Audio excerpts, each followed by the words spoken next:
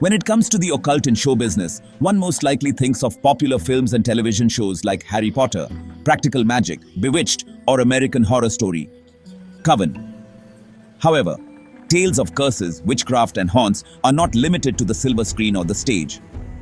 From musicians to directors to film sets, these are 10 instances where witchcraft ran wild in Hollywood. 10. Director Richard Stanley employed a warlock. The 1996 H.G. Wells adaptation of The Island of Dr. Moreau is infamous for the difficulties behind its creation. There was even a documentary produced in 2014 about the ill-fated production called Lost Soul: The Doomed Journey of Richard Stanley's Island of Dr. Moreau. Stories of egos clashing, severe weather, and abuse are just the tip of the iceberg when it comes to everything that went wrong, but one story stands out among them. According to director Richard Stanley himself, he had to resort to witchcraft to get his beloved film off the ground.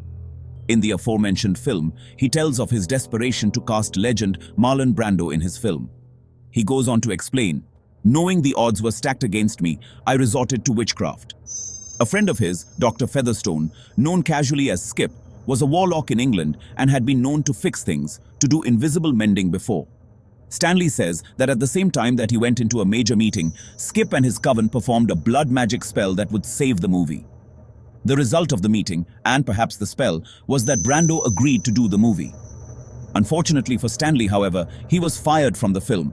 Skip contracted a flesh-eating parasite, and Stanley's mother's home got struck by lightning all around the same time.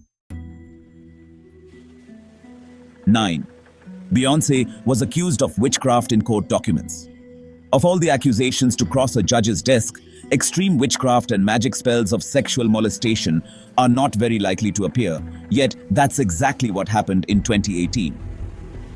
Kimberly Johnson was Beyoncé's drummer for 7 years until she filed a restraining order against Queen Bey for those very sentiments. The accusations were part of a greater allegation of extreme surveillance and micromanagement. Johnson allegedly claimed that Beyoncé tapped her phone, controlled her finances, and performed spells in order to keep the drummer under the superstar's thumb. Johnson gave no motivation for such activities, according to the court documents, and the case was ultimately thrown out. Perhaps it was magic indeed that kept the case from seeing the light of day. Movie sets have been cursed since Rosemary's Baby. Any search online for cursed movie sets will quickly pull up plenty of frightening accounts of mishaps, deaths, and bizarre coincidences from the sets of horror movies across the decades. Recent films with bone-chilling stories include The Innkeeper, The Conjuring, and Annabelle. Some of the most notorious sets are those of the original pillars of the horror genre, The Exorcist and Rosemary's Baby.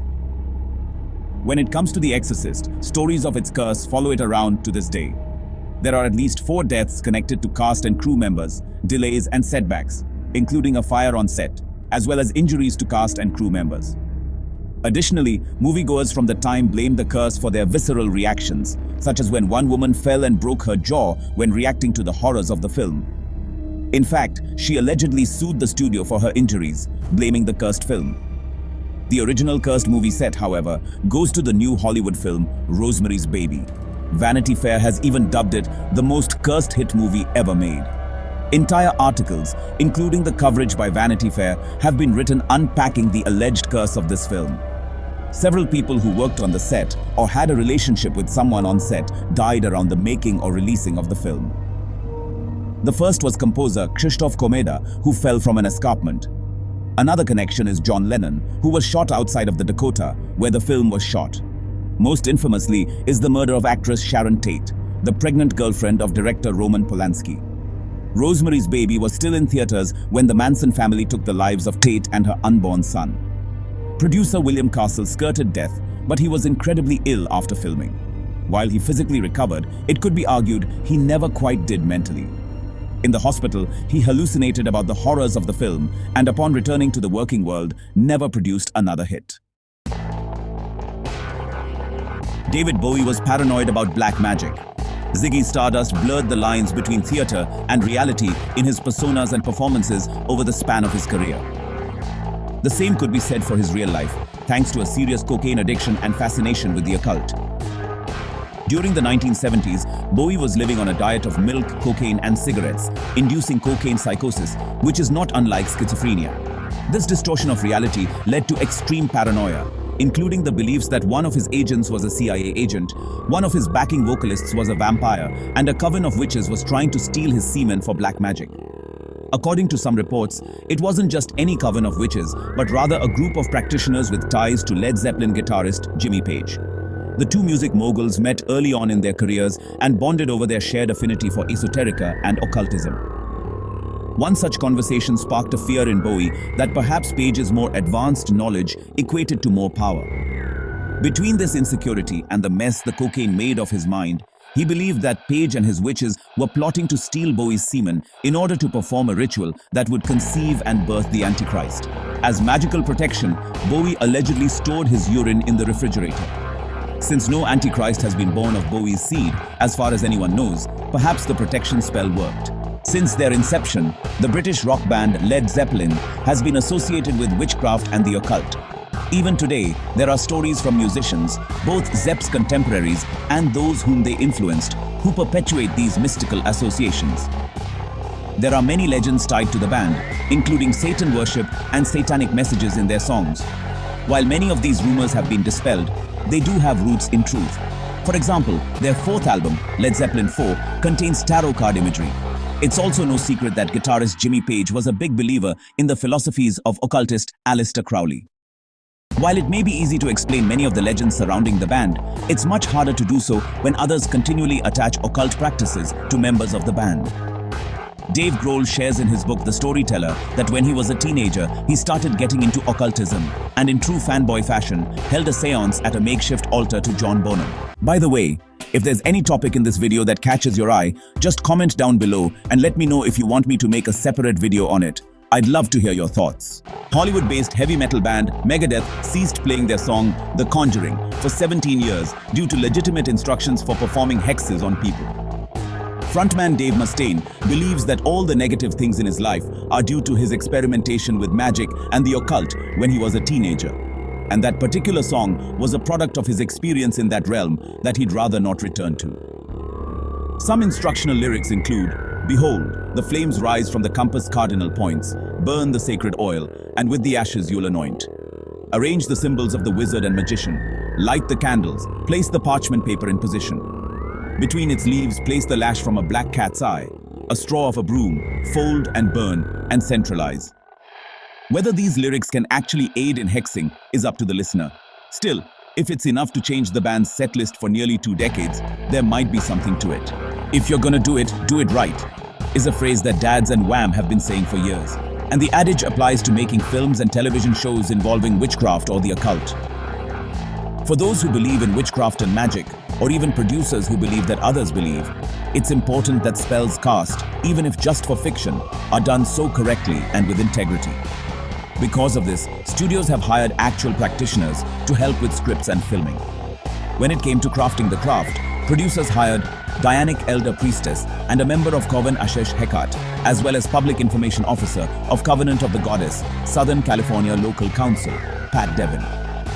Devin advised the entire production from beginning to end. She made sure that events were realistic and that any spells done were safe.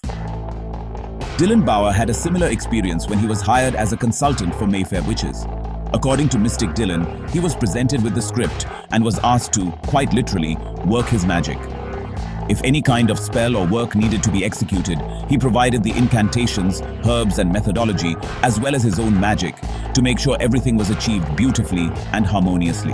When a witch gets hired as a consultant, the hope is that he or she provides accurate direction and brings good vibes to the set to make sure the film is strong and successful.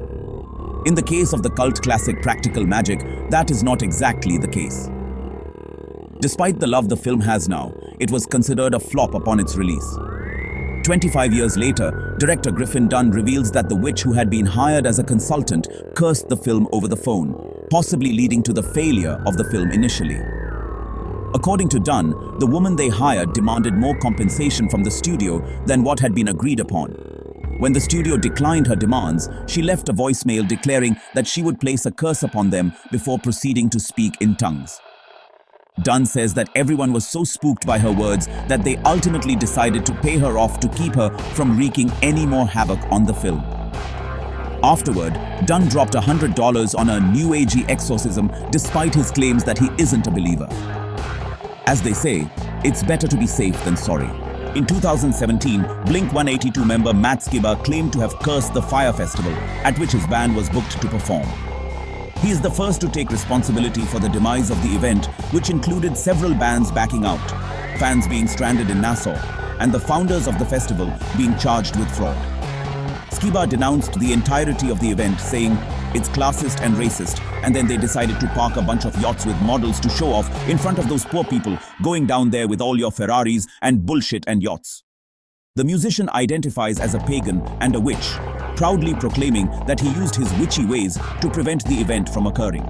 His solution was to put all the electricity and energy in his body against that thing happening.